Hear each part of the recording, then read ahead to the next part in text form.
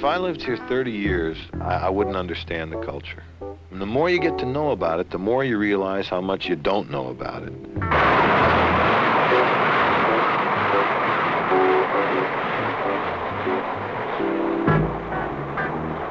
They're the leaders in every technical industry there is, like their aircraft industry, all the heavy industry, shipbuilding, all the electronic fields, all the optical fields.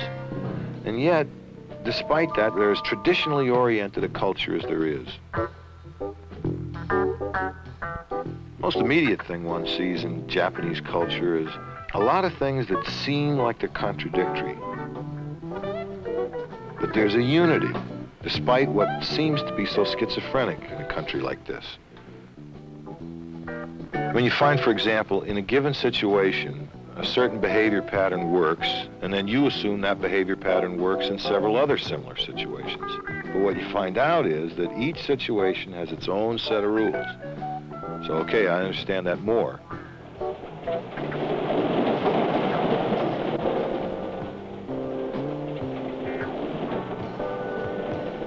Now, I suppose by the time I finish the picture, I might be somewhat knowledgeable about Japan, but certainly not in terms of anybody who truly understands Japanese culture.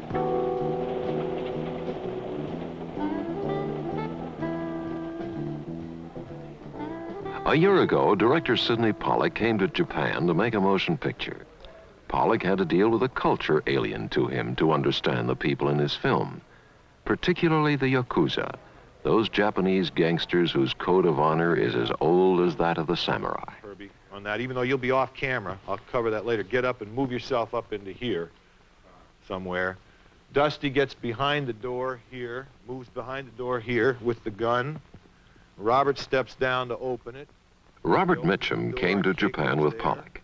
Together with actors Herb Edelman and Richard Jordan, he is one of the few Americans in the cast. Dusty, you know, this is Kishi Keiko, the noted Japanese actress, and so on. And we cut. Pollack had to accommodate his manner of working to a difference in language with his crew. He comes in after the coat. After the coat. Well, then he'll be out of the frame. No, what I'll do this. He used an interpreter. When we'll bring Oliver in, Yes. we'll have a 4-shot. Then we'll pan with Kilmer. We'll pan with Kilmer, then we'll bring him back. Because we have to have a close-up cut of her when she says, why, where are you going? The R. Then there was the precise phrasing of words for an actress who did not speak his language well.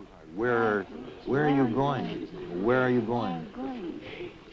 Why, where are you going? No, where are you going? Right. Why, where are you going? Mitchum plays Harry Kilmer, an American who knows Japan and its traditions. He has returned to help his partner, to see a woman he is still tied to, and to collect on a debt of honor. Action. Did you use anything besides the 38 last night? No. You can hang on to all your collection except the 38. I'd get rid of that as soon as possible. Doorbell.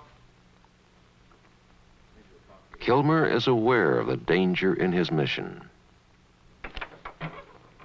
Good morning, Harry. Good morning. Can I talk to you? This time, it is a friend behind the door. Ohio. Thank you. Shibarak. I don't mean to be rude, but could we go for a walk? Oh, we can leave. We were just... No, it's all right. I'd prefer to walk if you don't mind. Sure. All right. Now, the only thing I gotta watch is the one over there, right? Yeah, no, okay. Herb?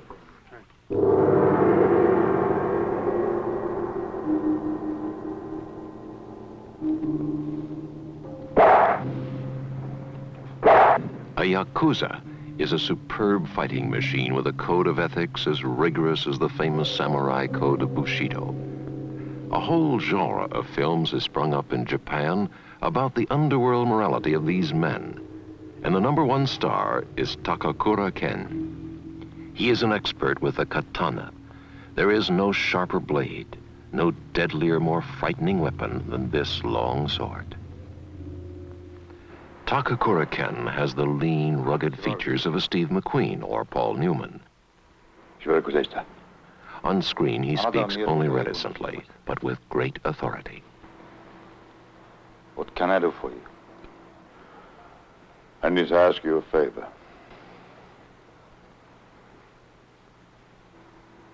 I have an obligation to you I can never repay.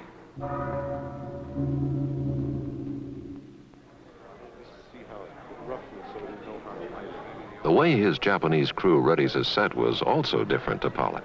Well, in America, if you approach a scene photographically, one finds, let's say, the overall mood of the scene, gets a certain amount of ambient illumination in an area, marks the actors, and then does whatever fixing one has to do with the actors in each individual position. What happens here is it works. The Japanese are preoccupied with detail in every aspect of life, so that one takes an area like this set, for example, and it begins to be lit from the left-hand corner towards the right-hand corner, area by area by area. First the top section, then the middle section, then the bottom section, like a Japanese painting. I'm not saying one is better than the other. I'm just saying they're different. So when you come to approach any kind of a creative problem and you're working with two different approaches, it's both more difficult and oftentimes more enriching because one is always learning from the other. And the blend of styles might be very interesting. That's what we hope will happen here. Sydney Pollack has directed such diverse movies as They Shoot Horses, Don't They?, Jeremiah Johnson, and The Way We Were. He is mobile, articulate, and able to spell out every nuance of drama and movement of action.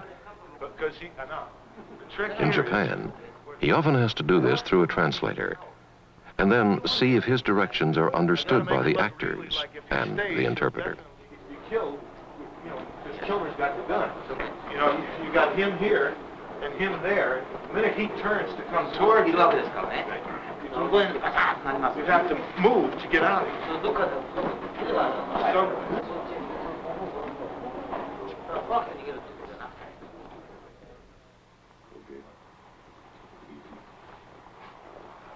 And go.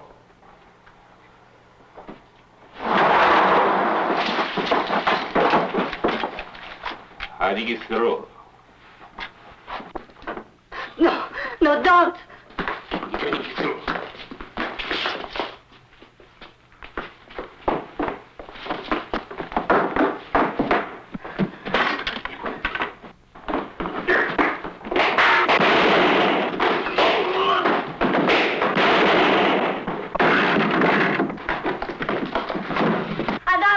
Hey, go get down!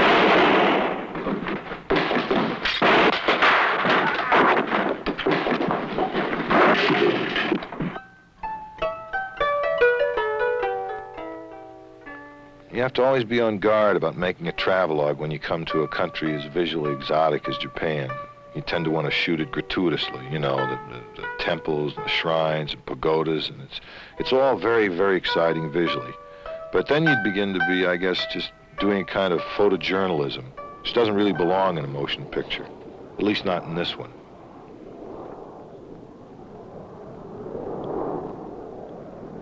The company moved from Tokyo to Kyoto to Osaka, the weather in each location reflecting and complementing the mood of the film.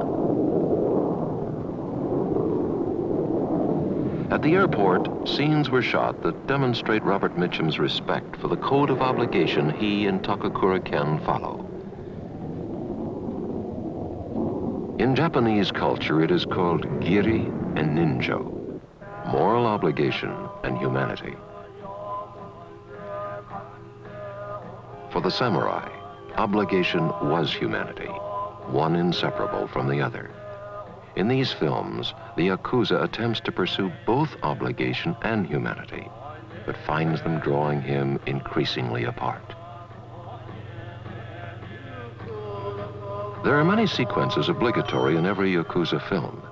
Typically, there must be a sequence in a cemetery, with a visit to the grave of a loved one, before the Yakuza seeks his revenge against those who've put him in a compromising position.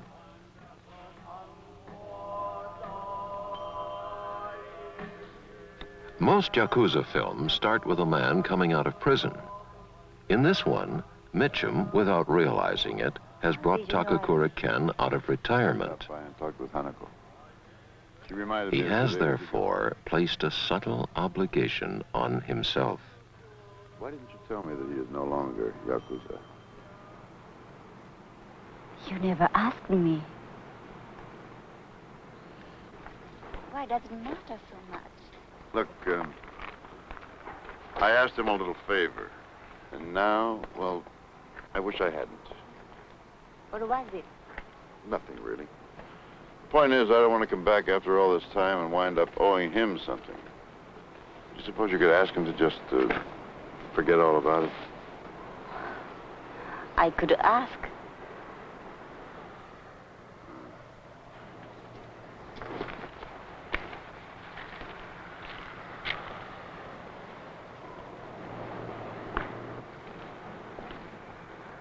Where is your friend, Tanner?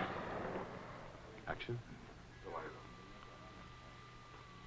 The whole theme of Giri Ninjo is a complicated contradiction to Western culture. It's Giri. Giri? Hi.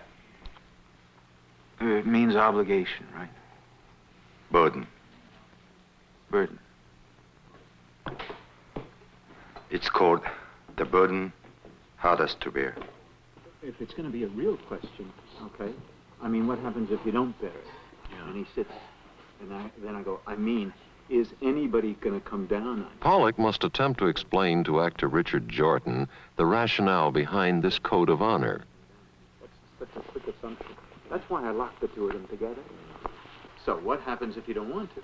Who's going to come down on you for it? No. Don't want to doesn't have anything to do with what you do. That just has to do with what you want to do. We're talking now about results. What happens if you don't do it? Not if you don't want to do it.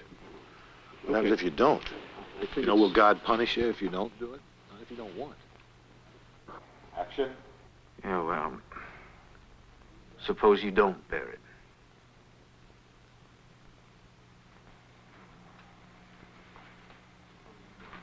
I mean, no one's going to come down on you. No. Well, you guys believe in some kind of heaven or hell? No. Then what is it that you believe in that makes you do it? Giri.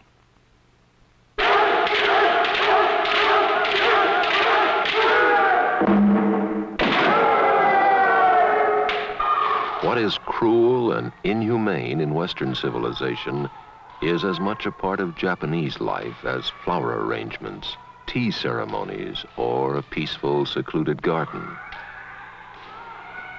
For many centuries, the traditional Japanese forms have survived. The samurai and the Yakuza are part of that life. The system of wielding the sword, kendo, a part of the complex character of the Japanese. It's such a strange culture. The more you get to know about it, the more you realize how much you absolutely don't know about it. I mean, like, there's something to me much more horrible about physical violence that has to do with blades than there is when I think about bullets. Now, I know ultimately and morally there's no difference. But boy, when I think of physical combat with swords, it just seems to me much more frightening, much more horrifying than when I think of physical combat with guns. Now, I don't know why that should be true, except that as an American, I guess I grew up watching physical violence in movies with guns. Maybe he can do something very acrobatic. If he's coming this way, it would have to be something very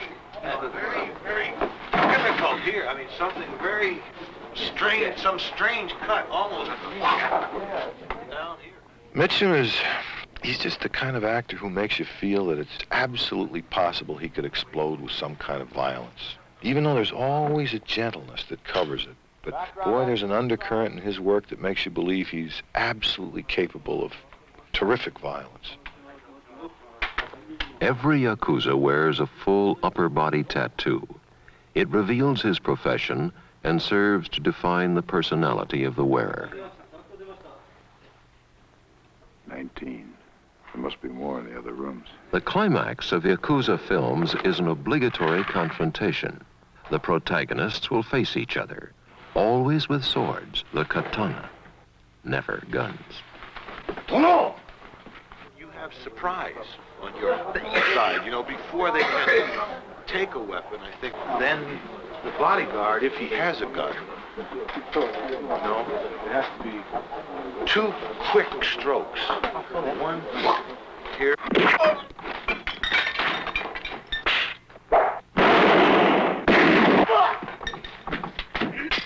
Almost one move. Almost one move. One.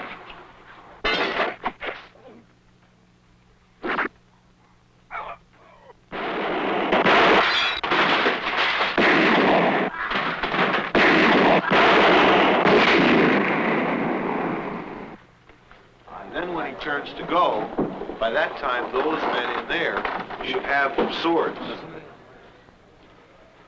要あんな殿だけだ。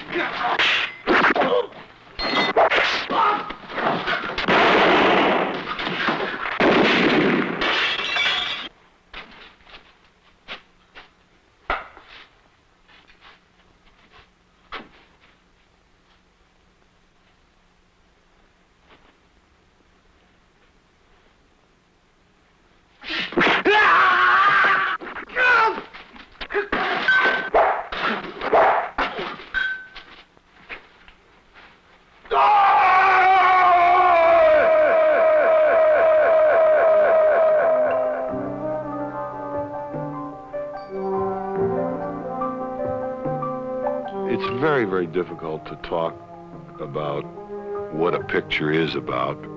While you're making the picture, you're not always sure of what it's about. You find it as you go, and then too, what you think it's about as a director may not be what people think it's about who see it. From my point of view, I always felt that this picture was basically about 3 people who refused to change to accommodate to the changing morality of the time.